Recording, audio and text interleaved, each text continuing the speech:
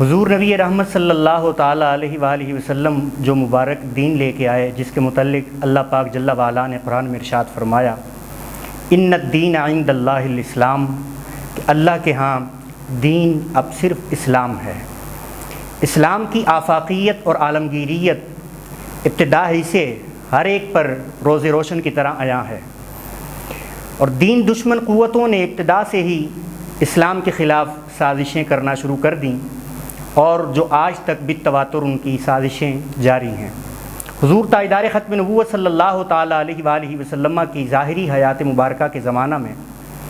منافقین یہود و نصارہ کے اعلی کار تھے، جو دین کو نقصان پہنچانے کے لیے مختلف ہیلے بہانے کر کے مختلف طریقوں سے دین کو نقصان پہنچانے کی سازشیں کرتے۔ مگر آج فتنہ قادیانیت، رافضیت، خارجیت، نیچریت، صلح کلیت، سیکولرزم اور لبرلزم کی صورت میں دین اسلام پر مسلسل حملے ہو رہے ہیں۔ اہل سنت و جماعت یہ وہ مبارک اور مقدس جماعت ہے جو نبی اکرم صلی اللہ علیہ وآلہ وسلم کی حدیث مبارکہ ما انا علیہ واصحابی کا مصداق کامل ہے۔ اہل سنت و جماعت کے عقائد و نظریات روز روشن کی طرح عیاں ہیں۔ ہم یہ عقیدہ رکھتے ہیں کہ سرکار دو عالم صلی اللہ تعالیٰ علیہ وآلہ وسلم کی ذات ہمارے ایمان کا مرکز اور محور ہے۔ ہم سید عالم صلی اللہ علیہ وآلہ وسلم سے نسبت رکھنے والی ہر ایک شے سے پیار کرنا ضروری سمجھتے ہیں، لیکن ہم جس سے بھی پیار کریں، جس شے کو نسبت سرکار علیہ الصلوۃ والسلام حاصل ہے، ہم اس سبب سے اس سے پیار کرتے ہیں کہ اسے نسبت سرکار علیہ الصلوۃ والسلام حاصل ہے۔ ہم رسول پاک علیہ الصلوۃ والسلام کے صحابہ سے پیار کرتے ہیں تو نسبت سرکار کی وجہ سے، ہم اہل بیت اطہار سے پیار کرتے ہیں تو نسبت سرکار علیہ الصلوۃ والسلام کی وجہ سے۔ لیکن آج کچھ لوگ فطرتی جن سے انسان کو محبت ہوتی ہے، مثلا مرید کو اپنے شیخ سے فطرتی محبت ہوتی ہے، شاگرد کو اپنے استاد سے فطرتی محبت ہوتی ہے، اولاد کو اپنے والدین سے فطرتی محبت ہوتی ہے، اسی طرح ایک کارکن کو اپنے لیڈر اور قائد سے فطرتی محبت ہوتی ہے۔ اس محبت کو یہ مقام دیتے ہیں کہ سید عالم علیہ الصلوۃ والسلام کی محبت کو لوگ بھول جاتے ہیں، اور آقا دو عالم صلی اللہ علیہ وآلہ وسلم کی شریعت مطہرہ سے اگر بغاوت کر رہا ہے ان کا پیر، آقا علیہ الصلوۃ والسلام کی شریعت سے کھلواڑ کر رہا ہے ان کا استاذ، آقا علیہ الصلوۃ والسلام کی شریعت کی دھجیاں بکیر رہا ہے ان کا لیڈر اور قائد، تو یہ اپنے قائد کی محبت میں، اپنے پیر اور اپنے استاذ کی محبت میں اس قدر یہ گرفتار ہیں کہ انہیں شریعت کی خبر ہی نہیں اور رسول پاک علیہ الصلوۃ والسلام کی محبت کی انہیں خبر ہی نہیں، حالانکہ محبت رسول علیہ الصلوۃ والسلام مقدم ہونی چاہیے۔ جس طرح بخاری شریف میں حدیث مبارکہ موجود ہے، ہمارے آقا صلی اللہ علیہ وآلہ وسلم نے جو محبت طلب فرمائی، وہ محبت یہ ہے جس محبت کو ہمارے آقا علیہ الصلوۃ والسلام نے ایمان کے کامل ہونے کی دلیل بتایا۔ سرکار فرماتے ہیں، لا یؤمن احدکم حتی اکون احب الیہ من والدہ وولدہ والناس اجمعین، کہ تمہارا ایمان تب تک کامل نہیں ہو سکتا، یا اگر حدیث کے ظاہر کے لحاظ سے ترجمہ کریں تو ترجمہ یہ بنتا ہے کہ تم مومن ہی نہیں ہو سکتے جب تک تم اپنے والدین سے بڑھ کے، اپنی اولاد سے بڑھ کے، والناس اجمعین، اور تمام لوگوں سے بڑھ کے، والناس اجمعین ہمارے آقا علیہ الصلوۃ والسلام کا یہ مبارک کلام کتنا خوبصورت کلام ہے کہ ایک جملے میں سرکار علیہ الصلوۃ والسلام کے اس ایک جملے نے کتنے لوگوں کو اپنے احاطے میں لے لیا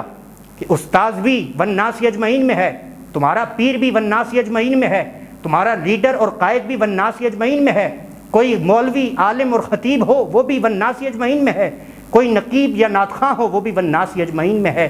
والناس اجمعین سرکار فرماتے ہیں سب لوگوں سے بڑھ کے، جب تک تم مجھ سے محبت نہ کرو، میں تمہیں جب تک سب سے بڑھ کے محبوب نہ ہو جاؤں تب تک تمہارا ایمان کامل نہیں۔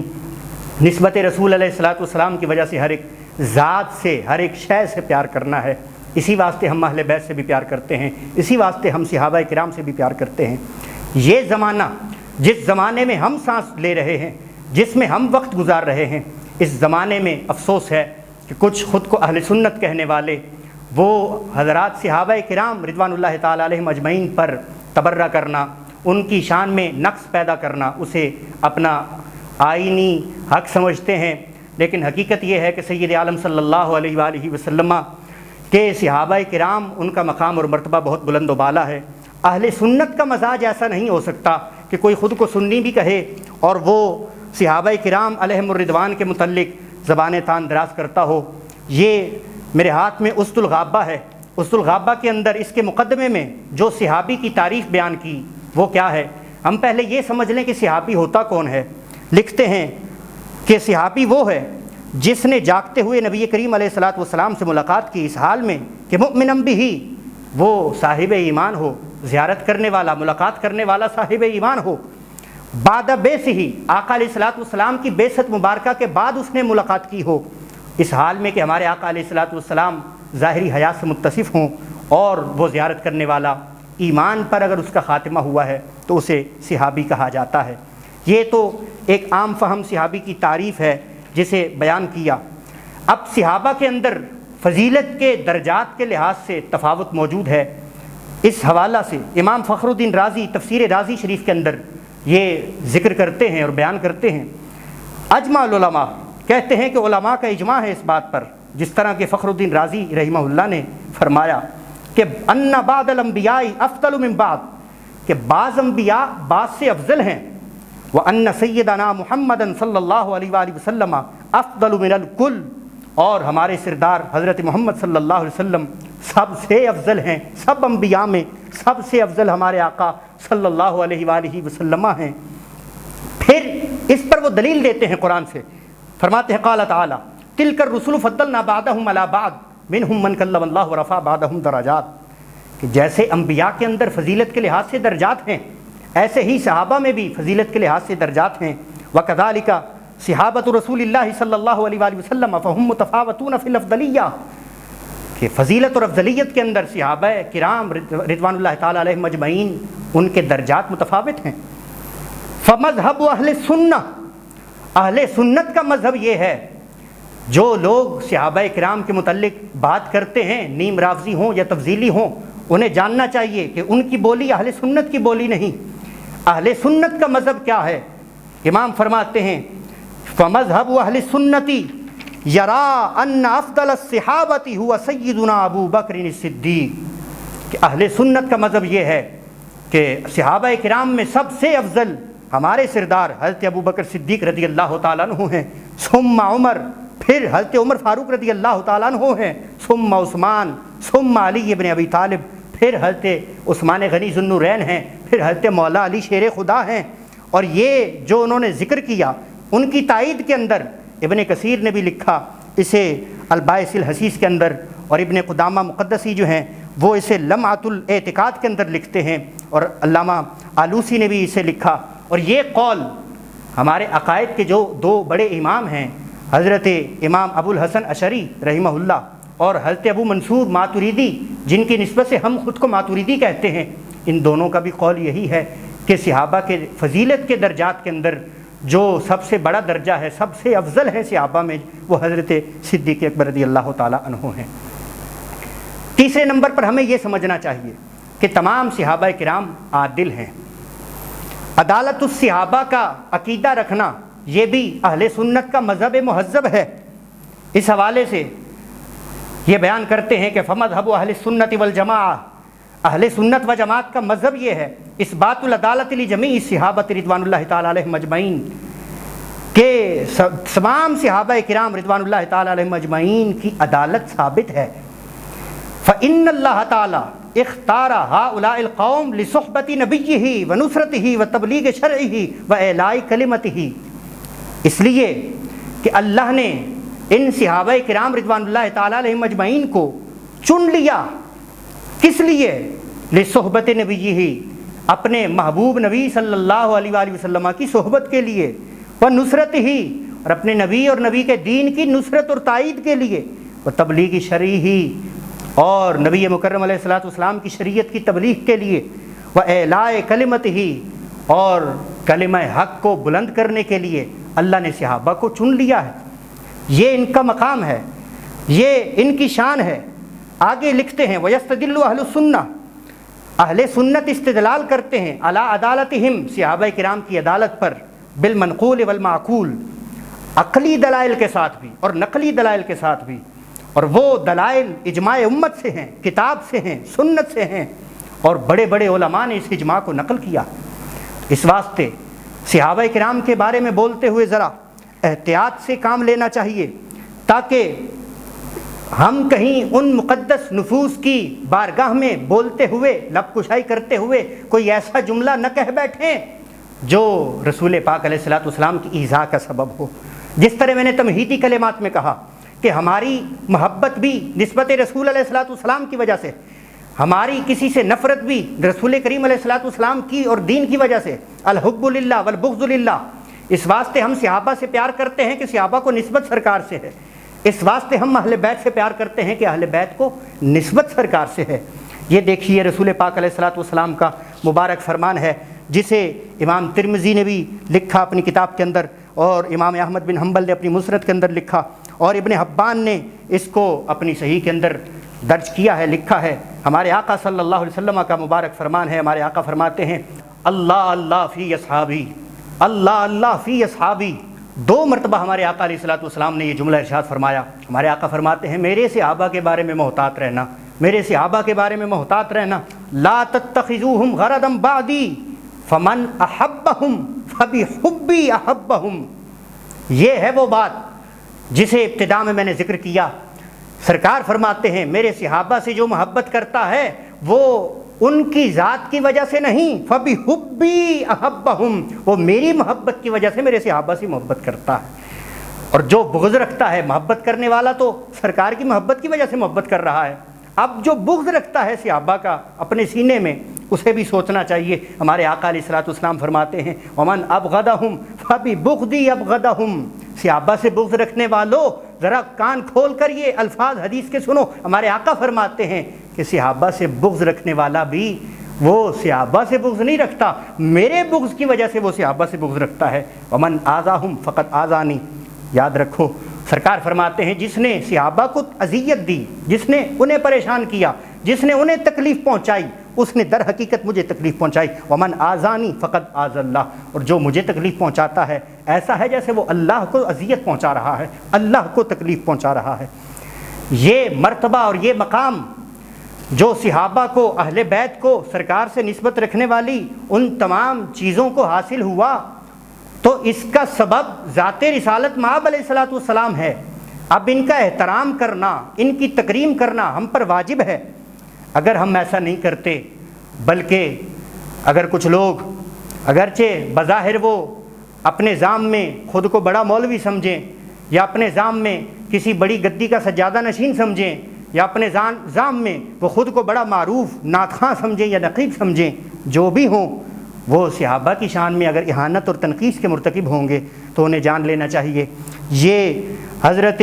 امام ابو ذرا رازی رضی اللہ تعالیٰ عنہ، ان کا قول میں پیش کرنے لگا ہوں الکفایہ سے۔ وہ فرماتے ہیں اذا رأیت الرجل، جب تم کسی ایسے آدمی کو دیکھو، ینتقص احدا من اصحاب رسول اللہ صلی اللہ علیہ وسلم، کہ جو رسول اللہ علیہ الصلوۃ والسلام کے اصحاب سے، صحابہ کرام میں سے کسی ایک سے بھی وہ تنقیص والا معاملہ کرتا ہے، ان کی شان میں نقص پیدا کرتا ہے، تنقیص پیدا کرتا ہے،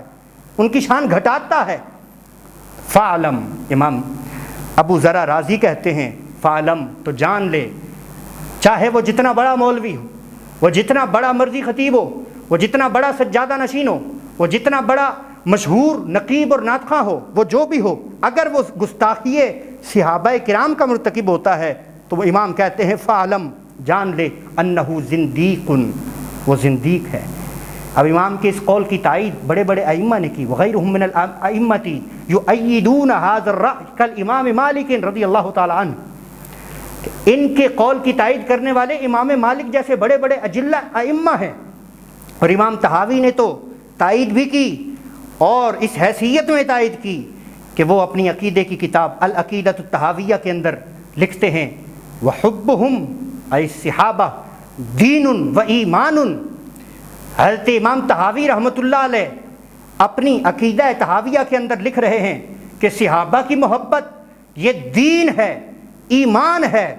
اور وبغضہم نفاق و طغیان، اور صحابہ سے بغض رکھنا یہ منافقت ہے،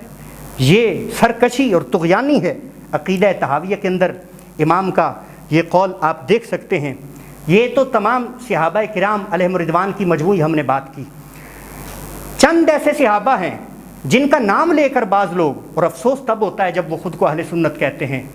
سنی کہتے ہیں، اور ہمارے سنی سادہ لو نوجوان اور سنی عوام وہ ان کے ساتھ محبت کا ایک تعلق رکھتے ہیں، اور ان کے ایک قول کی وجہ سے کتنے لوگوں کا ایمان برباد ہوتا ہے۔ افسوس تب ہوتا ہے حضرت امیر معاویہ ہوں یا حضرت ابو سفیان ہوں، حضرت ہندہ ہوں یا عمر بن العاص ہوں، ان کی شان میں تنقیص کرنا یا ان کی شان کو گھٹانا، یہ تو اب نعوذ باللہ من ذالک کچھ لوگوں کی طرف سے معمول بن چکا ہے۔ اب دیکھیے حضرت ابو سفیان جب وہ ایمان لے آئے تو مسلم شریف کے اندر واضح حدیث مبارکہ موجود ہے۔ ہمارے آقا علیہ الصلوۃ والسلام فرماتے ہیں ان الاسلام یہدم ما کان قبلہ، اسلام میں وہ پاور ہے، وہ طاقت ہے، وہ قوت ہے کہ اسلام جب کوئی شخص قبول کرتا ہے تو اس کی پچھلی زندگی ساری صاف ہو جاتی ہے۔ وَإِنَّ الْهِجْرَةَ تَهْدِمُ مَا كَانَ قَبْلَهُ، ہجرت کے اندر بھی یہ قوت اور طاقت اللہ نے رکھی ہے کہ اگر کوئی اللہ اور اللہ کے رسول علیہ الصلوۃ والسلام کے حکم پر ہجرت کر لیتا ہے تو اس کی بھی پچھلی زندگی ساری صاف ہو جاتی ہے، پچھلی زندگی کو پھر زیر بحث نہیں لایا جاتا۔ یہ میرے ہاتھ میں اس وقت امام ابن حجر اسقلانی کی الاصابہ ہے، اس کے اندر ابن حجر اسقلانی حضرت ابو سفیان جن کا نام مبارک صخر بن حرب ہے ان کے متعلق فرماتے ہیں حضرت ابو سفیان رضی اللہ تعالیٰ عنہ انہوں نے دین اسلام کے لیے بڑے جذبے اور جاں فشانی سے آخری دم تک کردار ادا کیا ہے۔ دیکھیے طائف کا میدان ہے اور دین رسول علیہ الصلوۃ والسلام کے لیے وہاں میدان لگا ہوا ہے، اس میدان میں حضرت ابو سفیان بھی آگے آگے ہیں۔ حضرت ابو سفیان کی آنکھ میں تیر لگتا ہے اور حضرت ابو سفیان کی آنکھ زخمی ہو جاتی ہے، وہ آنکھ باہر آ جاتی ہے، ہتھیلی پہ آنکھ رکھتے ہیں اور وہ سرکار دو عالم علیہ الصلوۃ والسلام کی بارگاہ میں حاضر ہوتے ہیں اور عرض کرتے ہیں فقال ہذہ عینی اصیبت فی سبیل اللہ، کہ یا رسول اللہ صلی اللہ علیہ وسلم یہ میری آنکھ جو اللہ کی راہ میں باہر آ گئی ہے، زخمی ہو گئی ہے۔ قال میرے آقا علیہ الصلوۃ والسلام نے کیا ارشاد فرمایا؟ ہمارے آقا فرماتے ہیں حضرت ابو سفیان کو ان شئت دعوت فردت علیک، کہ اے میرے پیارے ابو سفیان اگر تو چاہے تو میں تیرے لیے دعا کرتا ہوں اور تجھے تیری آنکھ لوٹا دی جائے، تیری آنکھ تندرست ہو جائے، ٹھیک ہو جائے۔ وَإِن شِئْتَ فَالْجَنَّةُ، اور اگر تو چاہے تو اس ایک آنکھ کے بدلے میں تجھے جنت عطا فرما دیتا ہوں۔ حضرت ابو سفیان نے آنکھ نہیں مانگی، پھر حضرت ابو سفیان نے کہا قال الجنہ،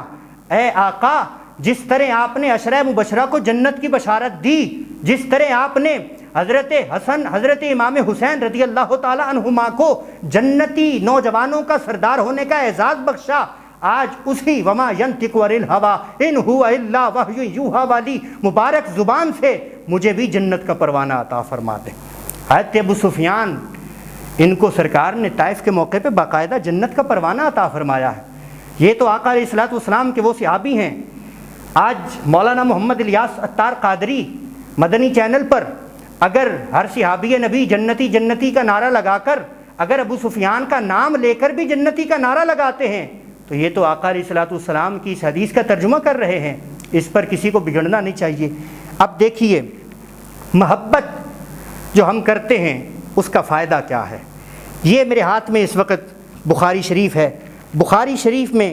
سرکار حضرت امام انس رضی اللہ تعالیٰ عنہ کا یہ قول مبارک موجود ہے۔ حضرت انس اس حدیث کے راوی ہیں، حدیث ساری بڑی پیاری ہے لیکن اس حدیث کے آخری جملے جو تبصرہ ہے حضرت انس بن مالک کا وہ بڑا زبردست اور خوبصورت ہے۔ حدیث سماعت فرمائیں ان انس ان رجلا سأل النبی صلی اللہ علیہ وسلم عن الساعة فقال متی الساعة۔ حضرت انس کہتے ہیں کہ ایک شخص آیا نبی مکرم صلی اللہ علیہ وسلم کی بارگاہ میں اور اس نے قیامت کے بارے میں سوال کیا اور عرض کیا کہ یا رسول اللہ صلی اللہ علیہ وسلم فرمائیے کہ قیامت کب ہے، قیامت کب آئے گی۔ ہمارے آقا علیہ الصلوۃ والسلام سے جب یہ سوال ہوا تو ہمارے آقا نے اپنے اس صحابی سے کہا قال وماذا اعددت لها، اے قیامت کے بارے میں سوال کرنے والے میرے پیارے صحابی یہ بتا قیامت کا پوچھ رہا ہے، قیامت کے بارے میں تیار کیا کیا ہے؟ تو وہ عرض کرنے لگے قال لا شیء الا انی احب اللہ ورسولہ، عرض کرتے ہیں یا رسول اللہ میں نے کچھ خاص تیاری نہیں کی لیکن میں اللہ اور اللہ کے رسول سے محبت کرتا ہوں۔ تو سرکار علیہ الصلوۃ والسلام نے وہ تاریخی جملہ ارشاد فرمایا جو آج میرے لیے، آپ کے لیے، پوری امت کے لیے حرز جاں ہے، جو ہماری خوشی کا سبب ہے۔ وہ جملہ میرے آقا نے کیا فرمایا؟ فقال، آقا ارشاد فرماتے ہیں انت مع من احببت، پھر قیامت کی فکر مت کرو، جن سے تم محبت کرتے ہو قیامت کے دن تم انہی کے ساتھ ہوگے۔ اب تبصرہ سنو حضرت انس کا۔ حضرت انس کہتے ہیں قال انس فما فرحنا بشیء فرحنا بقول نبی صلی اللہ علیہ وسلم انت مع من احببت۔ حضرت انس کہتے ہیں ہمیں کبھی اتنی خوشی کسی اور بات کی نہیں ہوئی جتنی خوشی آقا علیہ الصلوۃ والسلام کے اس قول کی ہوئی جو میرے آقا نے فرمایا انت مع من احببت، کہ تو قیامت والے دن اس کے ساتھ ہوگا جس سے ہمارے آقا علیہ الصلوۃ جس سے تم پیار کرتے ہو۔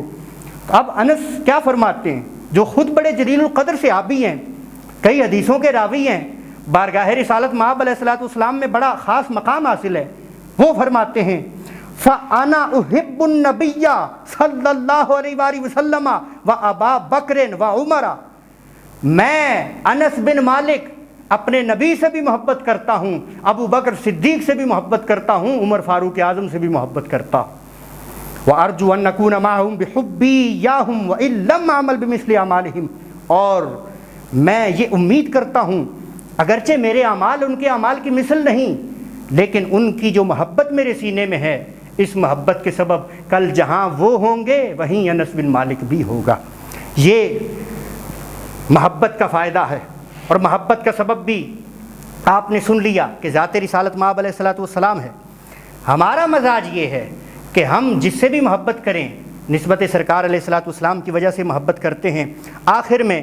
ایک حوالہ یہ تفسیر ناموس رسالہ شریف سے بھی عرض کرنا چاہتا ہوں تاکہ اس سے بھی ہمیں تبرک اور برکت حاصل ہو جائے۔ تفسیر ناموس رسالت میں حضرت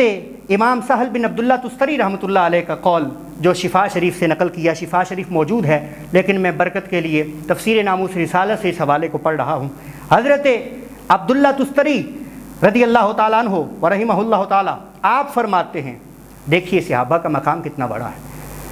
صحابہ کے بارے میں زبان کھولتے ہوئے کتنی احتیاط کی ضرورت ہے۔ عبداللہ سہل بن عبداللہ تستری فرماتے ہیں لم یؤمن بالرسول من لم یوقر اصحابہ، کہتے ہیں کہ جو رسول اللہ علیہ الصلوۃ والسلام کے صحابہ کی توقیر نہ کرے گویا وہ سید عالم علیہ الصلوۃ والسلام پر ایمان ہی نہیں لایا۔ دیکھیں کس قدر بلند رتبہ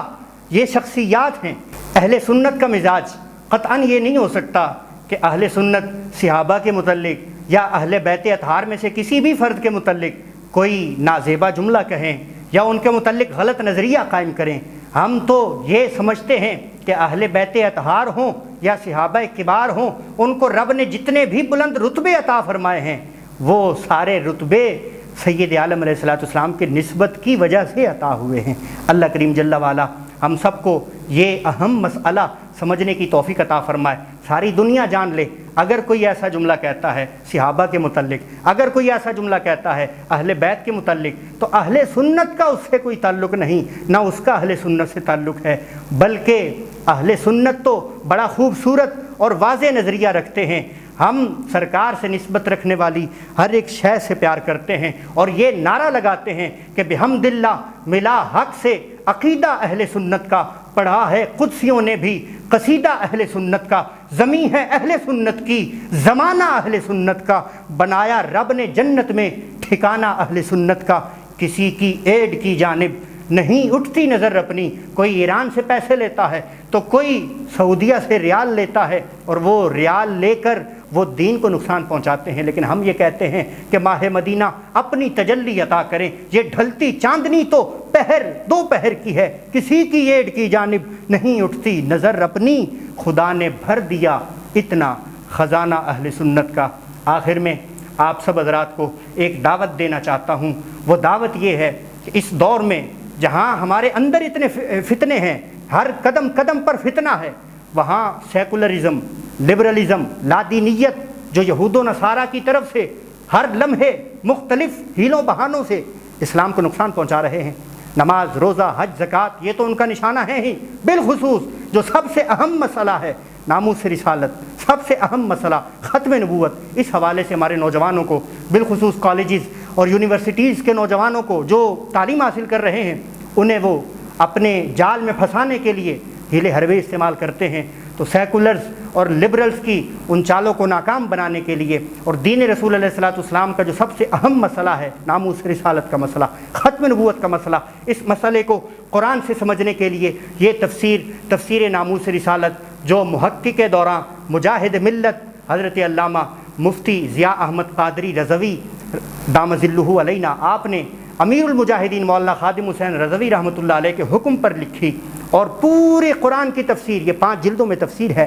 پورے قرآن مجید کی ہر آیت سے انہوں نے مسئلہ ناموس رسالت کو واضح کیا ہے۔ سیکولرز اور لبرلز، یہ لادین قوتیں کس انداز سے اسلام کو نقصان پہنچا رہی ہیں، اس چیز کو انہوں نے واضح کیا ہے۔ میں یہ سمجھتا ہوں ہر گھر میں یہ تفسیر ہونی چاہیے، اس تفسیر کا باقاعدہ درس کی صورت میں مطالعہ ہو، کہ گھر میں سب کو جمع کر کے اس تفسیر کا روزانہ، زیادہ نہیں تو کم از کم 1 صفحہ، 1.5 صفحہ، 2 صفحہ، جتنا ممکن ہو ضرور پڑھا جائے، تاکہ ہماری آنے والی نسلیں وہ سیکولرزم اور لبرلزم کی یلغار سے بچ سکیں، ان کا ایمان محفوظ ہو سکے۔ اللہ کریم جل وعلا ہم سب کو اپنی حفظ اور امان نصیب فرمائے۔ آخر میں امام اہل سنت کے ان اشعار پر گفتگو کو ختم کرتے ہیں۔ امام نے تب فرمایا تھا ہر ایک سنی نوجوان کو کہ سونا جنگل، رات اندھیری، چھائی بدلی کالی ہے، سونے والوں جاگتے رہنا چوروں کی رکھوالی ہے۔ ایسے چور کہ آنکھ سے کاجل صاف چرا لیں، یہاں وہ چور بلا کے ہیں، تیری گٹھڑی تاکی ہے اور تو نے نیند نکالی ہے۔